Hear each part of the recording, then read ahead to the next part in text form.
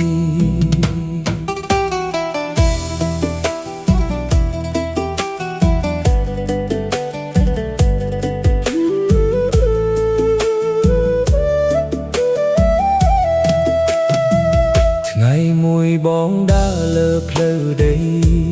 ក្រហមឃើញអូនញញឹមក្រោមដើមត្នោត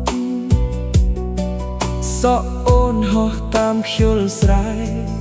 បេះដូងបងចាប់ដើមរំភើអូនមិនមានគ្រឿងអលង្ការច្រើនតែស្រស់ស្អាតជាងគេក្នុងភ្នែកបងសំឡេងអូននិយាយទន់ជន់ធ្វើឲ្យបងភ្លេចភ្លើ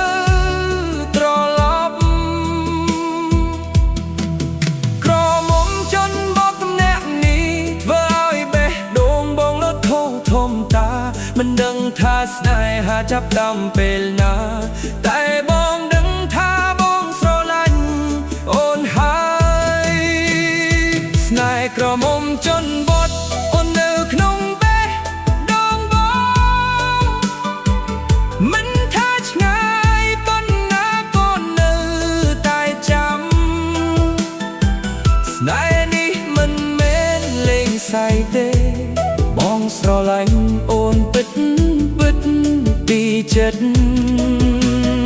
ស្នេហ៍ក្រមុំជន់បត់អូនធ្វើឲ្យបងញញឹមរាល់ពេលនឹកអូនបេះដូងឈឺបើថ្ងៃណាអូនបានឮបទនេះសូមដឹងថាបងនៅតែចាំអូនពេលល្ងាចលើវាលស្រែស្ងាត់បងឃើញអូនដើរត្រឡប់ផ្ទះដៃកាន់កូនត្រីស្រូវតូចចុចតែអារម្មណ៍បងធំជាងមេឃមិត្តភក្តិបងនិយាយថាគុំស្រឡាញ់ក្រមុំស្រុកស្រែតែបេះដូងបងមិនស្ដាប់ទេព្រោះអូនជាស្នេហ៍ពិតរបស់បង